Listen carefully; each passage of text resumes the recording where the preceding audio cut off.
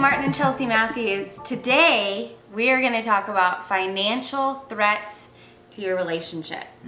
When it comes to money and love, let me tell you, it is one of the biggest reasons for breakups. And it's why we actually wrote our book, Let's Fight About Money. Because we named it Let's Fight About Money because we figure if you're fighting, you're at least communicating about it. And so we want to help people go from fighting each other to fighting for each other so that they can build an unbreakable financial house. So we're going to talk more about that today. You have some data for us. Some numbers. Look, if you're in a relationship, married, you probably know this, or you've probably heard about this. So the number one issues couples fight about is money. It's also the number one thing a lot of people avoid talking about, which that's why we named our book what we did, Let's Fight About Money, to make it a little bit cheeky, to make it a little bit approachable, and make it easy for people to confront issues around money and finances. Because look, here's the reality for couples. Look, a third of people who argue with their spouse said they hid money. They hid money, they hid a bank account, they hid a purchase, they hid something from their spouse because they didn't want to get into an argument. So like, oh, I'm just going to buy this thing, I'm going to hide it, okay? That's more common than you probably think. Yeah.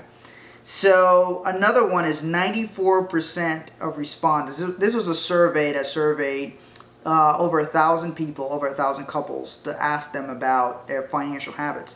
94% of respondents who say they have a great marriage are the ones who discuss their money dreams with their spouse.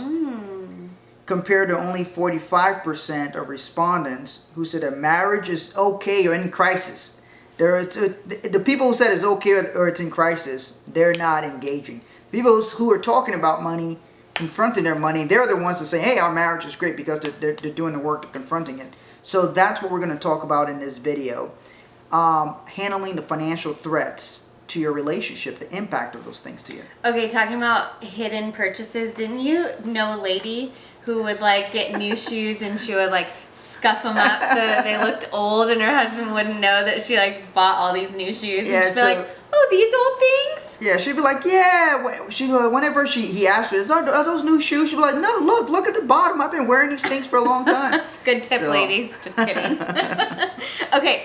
So you may be surprised to find out that even with a financial business, earlier in our relationship, we would have money conflicts. And we could not figure out how to solve this issue until we figured out what our money personalities were. And this is something that it would drive me crazy because Martin just could not see things from my point of view, and I could see it so crystal clear and it made sense. But what I realized, and if he could just get on board with the way that I was thinking, what I realized is that I was a saver and he was a spender, and I was a fearful saver. So when he wanted to spend money, it would scare the heck out of me and I would feel terrified. And I had like past history of bad relationships having to do with bad money things. So I was carrying all of that into the relationship as well.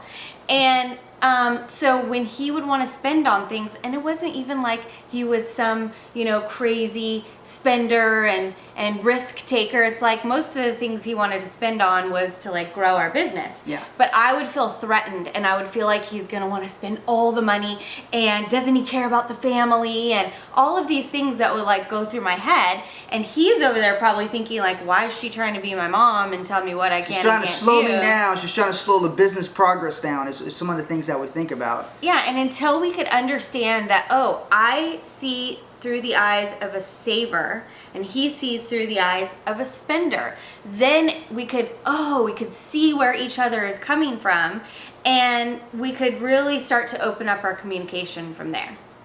Yeah, so look, at the time when we started our relationship, the viewpoint that I had was I grew up around people spending money all the time. My parents never told me to save money. So when I came to America, I grew up in a little country in West Africa called Liberia. When I came to America, I wanted to understand how does somebody build wealth? How do they create wealth? And what do they do? I just didn't have the right information. So when I got money, I just did what I thought everybody did in America, was spend it. And so it wasn't until I started to learn financial principles and financial ideas on how to make money work for me that I really started to look at that. And then I would spend, but to grow our business. So I would spend all kinds of different things to grow our business. I was always very okay with testing things because I was trying to make things go faster, grow our business better. And so that's where some of the spending would go. But it was never really on frivolous things like that.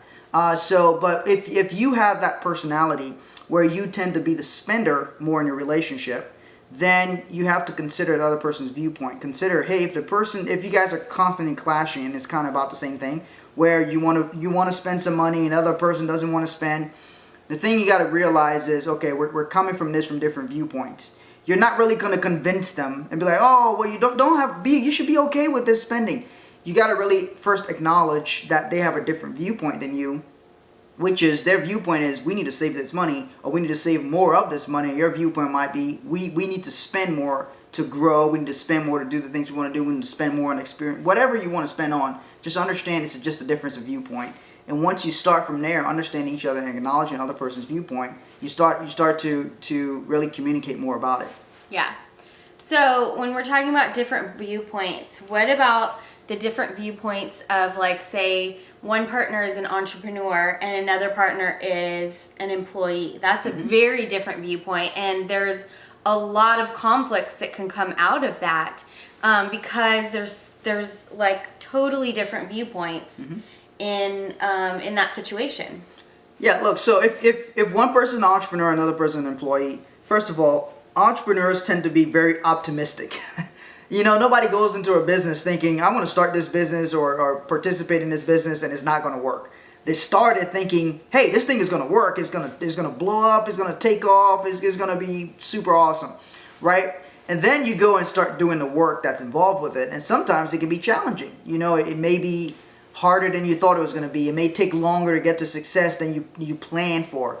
And so when that happens, you have the person who is the employee. They may not be super encouraging about your entrepreneurial journey or your entrepreneurial goals. And so that's where you really got to make sure they're on board with it. Because, again, it's two different viewpoints. One person is going to work every day, getting the paycheck as an employee. The other person is doing what they're doing to build the business. And if they both aren't on the same page, that can cause huge conflicts. I know people who broke up their relationships, marriages have ended because one person looked at it like they was following their entrepreneurial dreams. The other person looked like a hater because they're hating on my dreams, But then the employee partner is looking at the business, and like you're saying, the entrepreneur is optimistic, and even though maybe there's no money coming in yet, if it's like a startup, and you're like, hey honey, how's it going? Oh, great, it's going great. Oh, good. Did you make some money?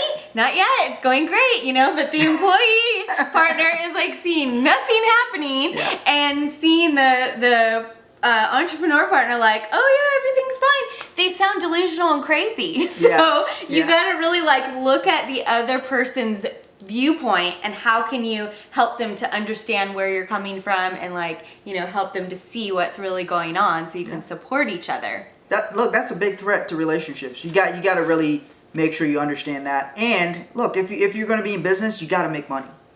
All right, your business, the first rule of business is for your business to continue to be in business. You can't start a business that doesn't make money. You're not going to get anywhere.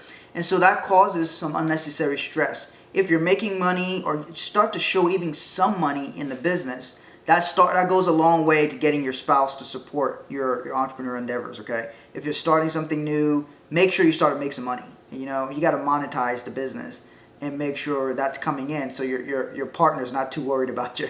Yeah, and then communicate about it. I mean, every relationship, this is the foundation of a successful relationship, any kind of relationship, even not like a marriage, you know, friendship, business, communication is so key. And it really, really is important to be able to get on the same page. And it's not about always getting your partner to see your point of view or like proving your way. And in our book, we talk a lot about this, and we have some tools that really, they share specifically exactly what we did to really like get on the same page, to improve our communication. There's something that we created called WORK, WORK. Got to do the work. You got to do the work, and you can always use this in communication in any relationship, but specifically with your partner. And so W stands for win-win. And here's the thing, in conflicts, a lot of times we're focused on getting our partner, getting the other person to see our point of view and realize that we are right. Right, honey? Because I'm always right, Sure, right? sure you are. If you ask her, that's what she'll tell you. She's always right. But it's a win-win. It's not about me getting my way or him getting his way. It's about how can we both get our way and how can we work together so that it's a win-win. O stands for ownership. So instead of like, you did this and pointing the finger and trying to correct the other person, it's like, how can I take ownership in this situation? And is there anything I can do to help get on the same page? Okay, so R stands for respect. You always gotta have respect for each other. Even if you don't agree, even if you're having a conflict, you can still be respectful, right? And then K is keep focused on the bigger picture. Like, what is it ultimately that you guys are working towards, that you guys want in your life? And that really leads to, once you are communicating, then you can actually start making plans. Then it actually really gets fun because you can think about, okay, what do we want to create? Yeah. What do we want in our life? What kind of, life do we want to create? And then you can really start having fun. You can really start reaching some amazing goals. And when you're working together, like, you can accomplish more than you probably could even imagine. Yeah. It's so key and it's vital because, look, I know people in society says, don't do business with your friends and family and everything, but I disagree. Who would you rather be in business with besides your family? We have a family business. My wife, our son has his own business. He's in business with us. He's 14 years old. So, it's very key to understand that being in business and doing things together, having joint family goals of where the family is going, really keeps the big picture in mind. When you keep the big picture, keep focused on the big picture, you don't really pay too much attention to all the little itty bitty things that's happening. All right, so you have a little conflict. If you have the right tools, you can handle it. We talk about the tools a lot in our book. Let's Fight About Money. The whole book is about how to communicate about money, handle conflicts, and build an unbreakable financial house, right? So in that book, we talk about different tools. How do you get on the same page? How do you leave a legacy? How do you incorporate your family into what you're doing? How do you handle things with physical intimacy? What's the impact money has on physical intimacy? Big time. If you're stressed about money, one person may not be in the mood to be, physically intimate. So all of those things matter, if it adds stress to your household, to your relationship. So all Absolutely. of these things are threats to financial threats to your relationship. But the good news is there are tools to handle them. The things we're talking about, one of the biggest things you could do as a couple, as a family, is get together and just talk about what your dreams are. What do you ideally want for your life? What kind of places do you want to go on your trips? How do you want to travel? What kinds of things do you want to do as a family? All of those things, once you start really talking about those things, the little conflicts you're having in your daily life starts to get minimized and the real big picture starts to come more in focus. Absolutely. Yeah, and then once you decide what you want to create, then you've got to figure out, what does it cost? Like, how much does that ideal life cost? Because, nothing is free in this world. Got to do the math. Yeah, you got to do the math. You got to figure out, what is it going to cost so that we can create everything we want in our life. And then you got to have a plan to get there. And so you've got to have the right information and the right tools to know exactly what to do to strengthen your financial house and build the wealth that you need to create that ideal life. So if you don't already have a copy of our book, you can go to letsfightaboutmoney.com and get a copy for just the cost of shipping and handling. We'll send out an autographed copy to you. So thanks for watching. We'll see you next time.